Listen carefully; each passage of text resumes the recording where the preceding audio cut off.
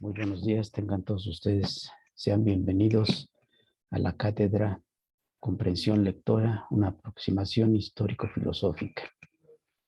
Antes de comenzar, he de hacer un par de precisiones en torno a la temática, sobre todo considerando que tiene diferentes, diríamos, pistas de abordaje y que en esta ocasión solamente nos restringiríamos a la dimensión histórico-filosófica en el entendido de que también al interior, diríamos, de esta aproximación estrictamente disciplinar, pudiésemos encontrar diferentes vertientes a la sazón de las ramas propias de la filosofía, a saber, la teleología, la axiología, la deontología, la ontología, entre otras.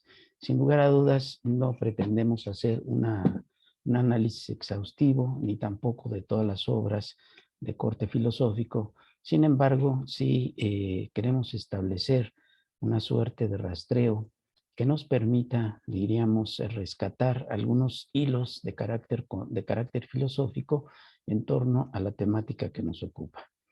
Amén de ello, tampoco abordamos en esta primera instancia elementos de carácter procesal, de carácter normativo e incluso de carácter delimitativo en torno a lo que sería precisamente la comprensión y específicamente la comprensión lectora.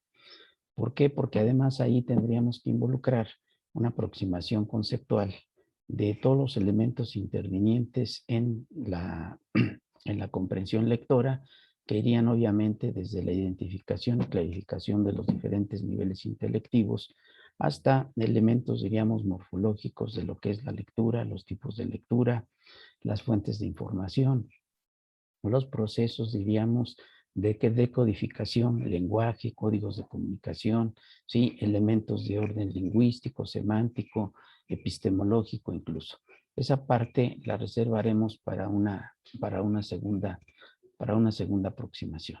Así entonces, tenemos que en el marco que nos ocupa, es decir, en esta aproximación histórico-filosófica, haríamos un corte, si se quiere, de manera arbitraria en torno a cada uno de los autores que consideramos relevantes o que nos pueden aportar algunos elementos en aras precisamente de ir delimitando la temática.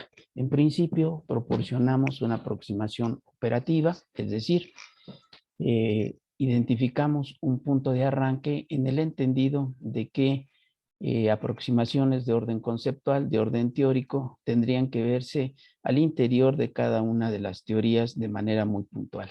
De otra manera, lo que hacemos es un ejercicio, si bien es cierto, de orden analítico, también es cierto que se atomiza, se minimiza, prácticamente se desnuda de ese ropaje teórico que eventualmente le da vida al concepto. Por tanto, partimos de definiciones estrictamente operativas y las vamos a ir inscribiendo, diríamos, y desarrollando a la luz de los preceptos de orden filosófico que ahora o que en adelante compartiríamos. La comprensión lectora podemos considerar como punto de arranque es la competencia o aptitud para alcanzar un entendimiento de cosas. Se conoce como el desarrollo de significados, ¿sí? Mediante la adquisición de las ideas más importantes de un texto y la posibilidad, esto es importante, fíjense, de establecer vínculos entre estas y otras ideas adquiridas con anterioridad. De suyo, tendríamos entonces que vincular los contenidos del texto, el contexto y obviamente los objetivos o lo que algunos colegas consideran el pretexto precisamente para abordar alguna fuente de información. Es posible comprender un texto de manera literal, es decir, centrándose en aquellos datos expuestos de forma explícita, ¿sí? También podemos encontrar otros niveles que se ubican, por ejemplo, en el plano del análisis, en donde se identificarían los juicios fundamentales sobre los valores del texto, o bien una suerte de comprensión inferencial en la cual se derivan, valga la redundancia, se infieren una serie de ideas, una serie de premisas directamente del texto. Pero ahí ya estaríamos involucrando, tal y como lo anunciaba al principio, aproximaciones diversas que nos ocuparían en un segundo momento. Así entonces podemos partir de este punto de engarce señalando que la comprensión lectora es la capacidad para comprender, para entender lo que se lee, tanto en referencia al significado de las palabras que forman un texto, como con respecto a la comprensión global del mismo texto. Claro, la comprensión de suyo implica muchos retos. Por ejemplo, y aquí simplemente abro un paréntesis, en el caso mexicano, incluso a nivel universitario, tenemos un déficit en términos de la comprensión a partir de un elemento que yo considero fundamental. He corroborado a partir de la experiencia de más o menos 30 años de andar en estas lides en el plano, reitero, universitario, que estamos reproduciendo analfabetas funcionales.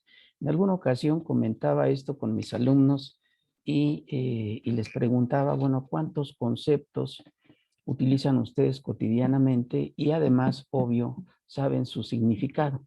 De tal suerte que cuando lo encuentran en un texto, cuando lo ven en algún discurso, vamos, en alguna fuente de información, de inmediato jalan, por así decirlo, el recurso de su background y de inmediato tienen una serie, diríamos, de elementos de engarce y de vinculación para con la posibilidad de decodificar esa realidad que quieren explicar o ese texto que quieren, en todo caso, comprender. Y algunos contestaron, chale maestro, se pasa. Y entonces mi respuesta fue, bueno, además de esas tres palabras, de esos tres vocablos, de esos tres términos, ¿cuáles otros conoce? ¿Por qué? Porque resulta que la riqueza del lenguaje es inconmensurable y lamentablemente utilizamos unos cuantos conceptos. Y partiendo de ese ejercicio encontramos la corroboración de la hipótesis de que efectivamente estamos reproduciendo o estamos trabajando con analfabetas funcionales, es decir, personas que conocen el alfabeto pero que no saben su significado. Y esto tiene que ver, obvio, aunque no lo desarrollaré en este momento, tiene que ver particularmente con la comprensión lectora.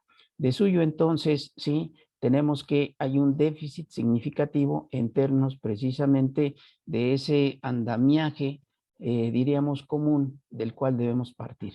Y aquí apunto un elemento que voy a ir retomando más adelante en el sentido de que para poder comprender algo es necesario partir de un código de comunicación común.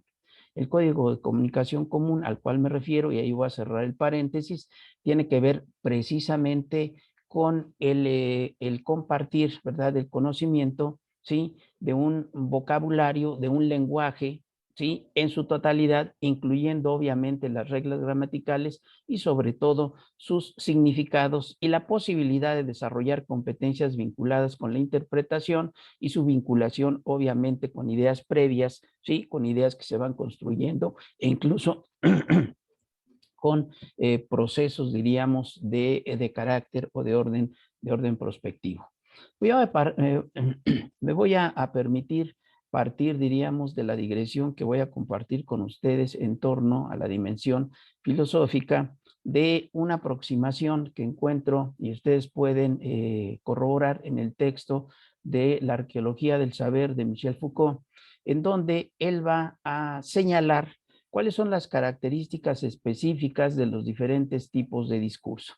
En ese sentido, conviene recuperar el hecho de que existen, siguiendo esta impronta Foucaultiana, existen al menos 5 modelos de discurso o speech acts. Él señala que, y bueno, hay autores que le siguen en ese sentido, como Habermas, como Grisis, como Searle, entre otros, quienes señalan que los hombres somos, que los seres humanos, perdón, somos en general actos de habla, speech acts, discursos, ¿sí? En donde obviamente dependiendo del tipo de aseveraciones que conforman los discursos y el telos de dichos discursos se pueden identificar grosso modo en 5 aproximaciones modelísticas.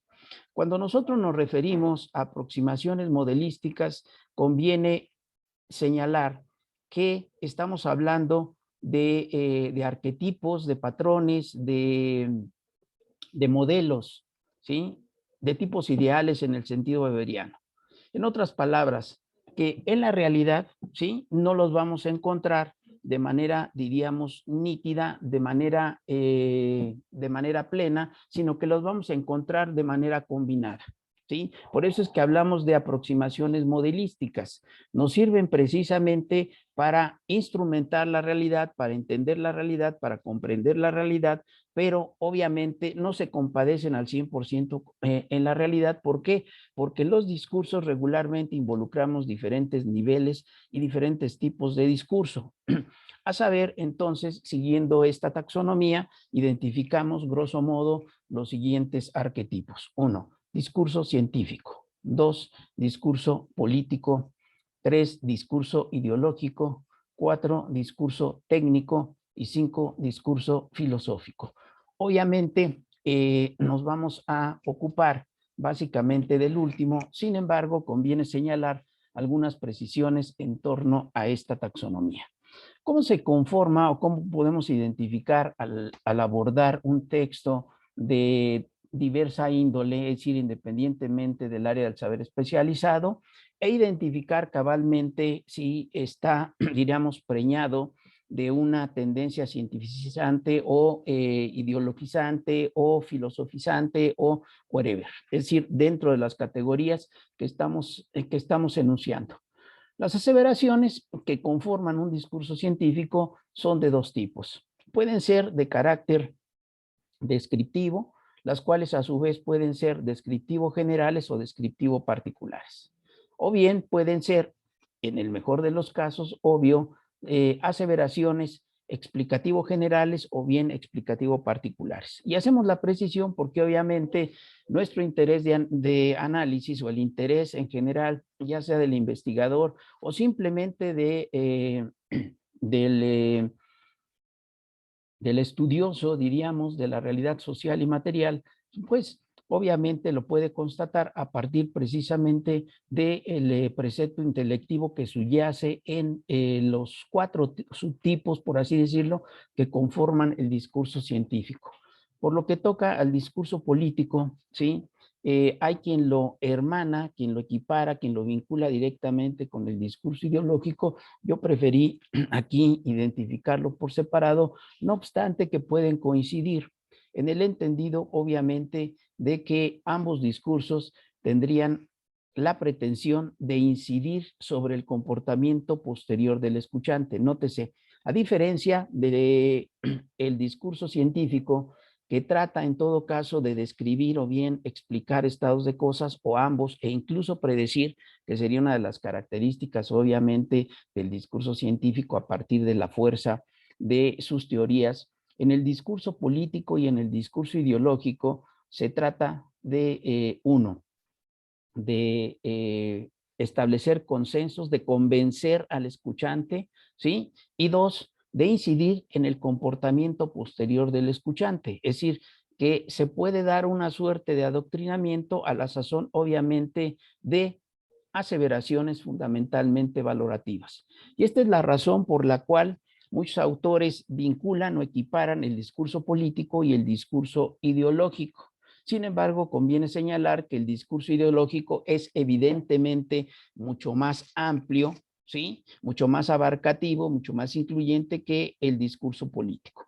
Obviamente, cuando nosotros nos referimos al discurso político, están implícitas una serie de valoraciones que pueden perfectamente adquirir carta de naturalización en el ámbito del discurso ideológico, pero no necesariamente viceversa, en el entendido, obviamente, que los marcos de delimitación no son necesariamente muy claros, sobre todo cuando identificamos el telos último de uno y otro tipo de discurso. En otras palabras, los objetivos del discurso, tanto político como ideológico, pueden ser de carácter ilocucionario como de carácter perlocucionario. Ergo, establecer consensos o bien influir en el comportamiento posterior del escuchante. Las particularidades, pues bueno, las encontraríamos determinadas mediante la orientación que el propio autor esté estableciendo en el texto o en el discurso en general que estemos abordando.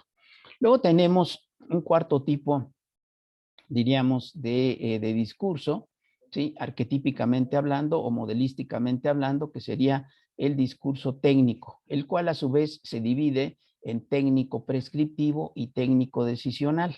El discurso técnico muchas veces ha sido, sobre todo el deontológico, ha sido subsumido dentro del discurso filosófico. Sin embargo, obviamente aquí lo que tratamos de establecer es la especificidad en el entendido de que también dentro del discurso filosófico pudiésemos encontrar sobre todo una orientación de carácter deontológico, como ya lo comentaba al principio, pero que no es la única. Puede ser también teleológico, puede ser axiológico, puede ser ontológico. Y entonces, obviamente, el caldo de cultivo en torno, diríamos, al abordaje y a los procedimientos, diríamos, que utilizaríamos para decodificar esa realidad y en consecuencia también nuestros resultados serían a todas luces diferentes. Pero volviendo al punto, diríamos que el discurso técnico se va a caracterizar fundamentalmente porque se nutre de aseveraciones técnico-prescriptivas, ¿sí? Es decir, que te indica lo que debes hacer para lograr un X o Y resultado. Es como cuando ustedes van al médico y presentan un cuadro gripal y el médico establece el diagnóstico y prescribe, ¿sí? Tomar 3 pildoritas al día, ¿sí? Mucha agua, mucho reposo. Entonces, la prescripción consiste precisamente en lo que debes hacer para recuperar esa situación, diríamos, de salud, esa situación de armonía, de bienestar. En todo caso, nótese el carácter prescriptivo en cuanto al discurso técnico, lo vamos a encontrar plasmado sobre todo en discursos de carácter religioso, de carácter jurídico, obviamente, de carácter moral, de carácter ético, es decir, todos aquellos textos que nos indican una serie de debidos procesos o de deber ser, apuntan precisamente a la decodificación o pertenecen, diríamos, a esta gran categoría que sería precisamente el discurso técnico. Ahora, tiene una salida, como ya lo comentábamos, que sería técnico-decisional.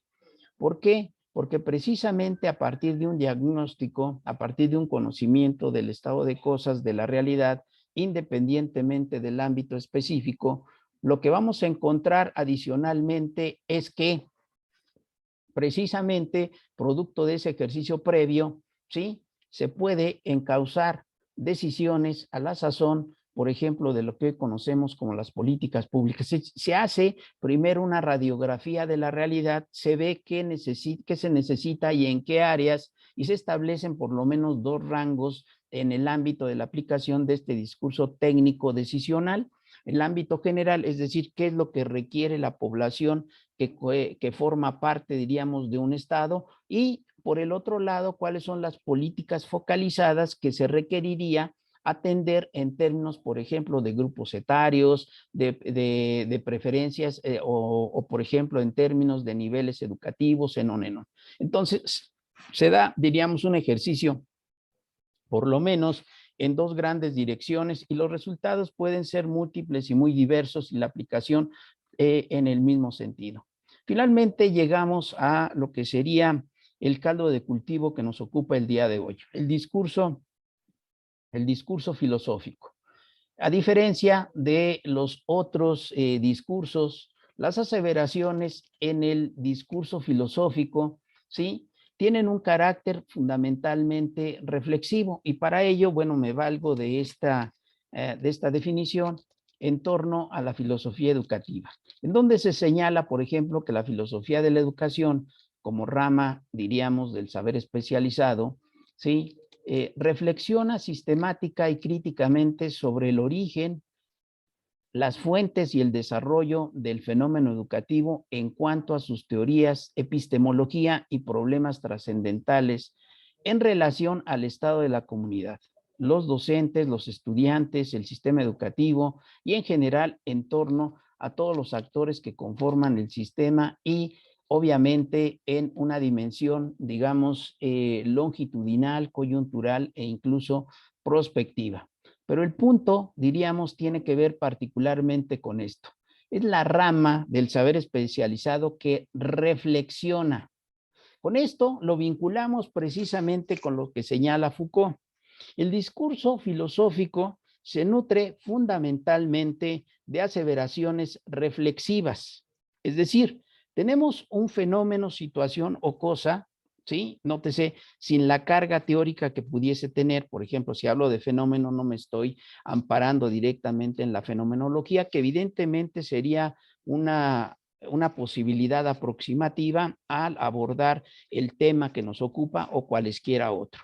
Sí, pero sin la carga entonces teórica, simplemente aludiendo a fenómeno en el entendido de que estamos hablando de una situación que es digna de estudiarse por su propia naturaleza. ¿Sí? No como se conoce coloquialmente, ¿no? De repente se dice, bueno, pues es que Frankenstein era un fenómeno. No fenómeno en el sentido de algo que no conocemos, que algo que nos da miedo, que nos parece monstruoso, sino particularmente fenómeno en el sentido de que es algo digno de estudiarse y que en todo caso tendríamos que entrar a las raíces, es decir, a la esencia, en todo caso, de dicho fenómeno, situación o cosa.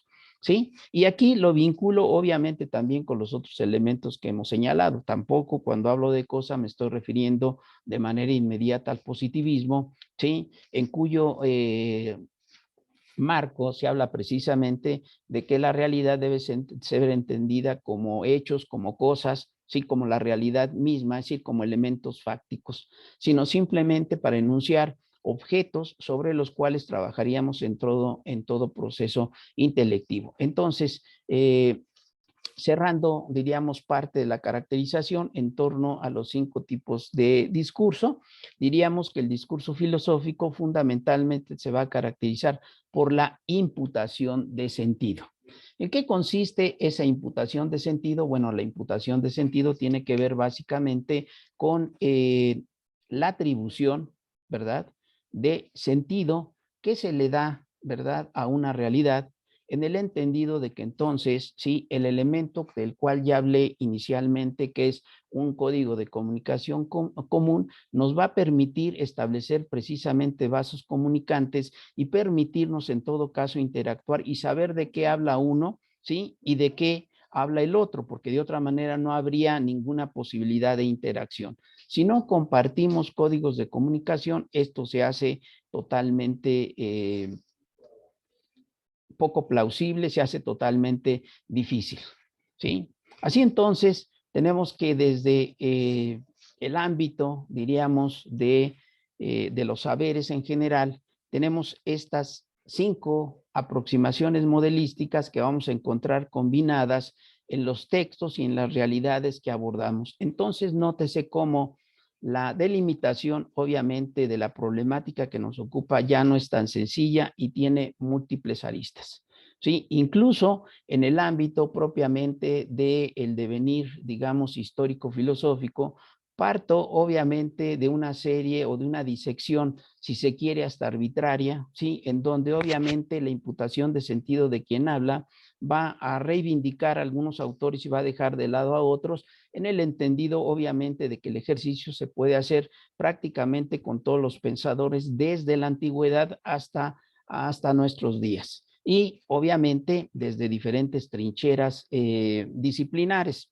Obviamente, quizás las que más relevancia pudiesen tener en torno al tema que nos ocupa, ergo el de la comprensión lectora, tiene que ver fundamentalmente con las aproximaciones filosóficas, las sociológicas, las psicológicas y las pedagógicas, pero hay quien me diría, y bueno, ¿por qué dejas de lado otras tantas como la antropológica que pudiese darnos también luz sobre esto que nos ocupa? No se diga a los lingüistas que levantarían la mano y nos estarían diciendo, bueno, yo también tengo qué decir en torno precisamente a la comprensión lectora. Pero de suyo me parece que en los procesos precisamente de atribución de sentido, resulta fundamental las aproximaciones tanto de orden filosófico como de orden sociológico, sin menoscabo de las otras que hemos comentado. Así entonces, centrándonos en la problemática que nos ocupa, es decir, desde la dimensión que inicialmente compartiríamos, es decir, de carácter histórico-filosófico, diríamos que la filosofía representa en general los conocimientos que la humanidad ha producido acerca del mundo material y del mundo social, y sobre todo intenta señalar el camino, los derroteros de obtención, sobre todo de nuevos conocimientos. Amén de ello, proporciona una relación específica de este con el mundo, ¿sí? Se da una relación. ¿Y cómo decodificamos esto? A partir precisamente de la imputación de sentido.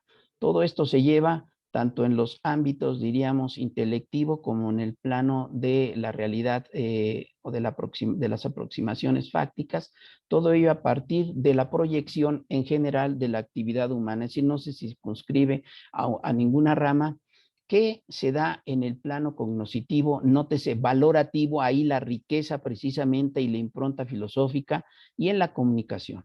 La filosofía, entonces, partimos del supuesto de que es el sustento de la obra pedagógica por sus funciones y principios que se proyectan y se plasman cotidianamente en el trabajo del día a día y que obviamente realimenta la interacción de entre educandos y educadores, y por el otro lado, obviamente, abona en relación al avance nociológico en todo par de coordenadas. En ese devenir, ¿sí? Sobre todo histórico-filosófico, obviamente adquiere particular relevancia el lenguaje. El surgimiento del lenguaje, como todos ustedes saben, data desde los anales de la humanidad y, según la teoría materialista, plasmada, por ejemplo, por autores como Marx y Engels, subrayan que el hombre, desde su surgimiento, necesitó de la comunicación. Hay quien a partir de eso afirma que la comunicación es la base de la sociedad. Por tanto, la humanidad necesitó precisamente de la comunicación como producto, obviamente, no solo de las necesidades biológicas, sino también de las necesidades económicas, políticas, morales, culturales, religiosas, y obviamente ponemos el acento en las cognoscitivas. De la misma manera, sintió la necesidad de subsistir, desarrollarse socialmente a partir precisamente de la comunicación. Partimos entonces, mediante la impronta de carácter marxista, de que todo aquello que se lleva a cabo en el marco, diríamos, societal, tiene un carácter histórico-social, ¿sí? Incluso, y aquí sobre todo me aboco al carácter del conocimiento. El conocimiento, ¿sí? No solamente en ciencias sociales, sino también incluso en las denominadas ciencias naturales y las exactas, es producto histórico-social. Solamente así podemos entender, por ejemplo, cómo fue que en la denominada Edad Media, donde supuestamente no pasaba nada, que era la edad oscurantista, etcétera, ¿sí? Primó fundamentalmente un conjunto, un sistema de ideas fundado obviamente en la legitimidad religiosa, ¿sí? Y podemos entender precisamente el papel de la Iglesia, ¿sí? En correlato obviamente con otros actores propios de la Edad Media, ¿sí? Identificados a la luz de tres aristocracias básicas, bueno, la militar, la terrateniente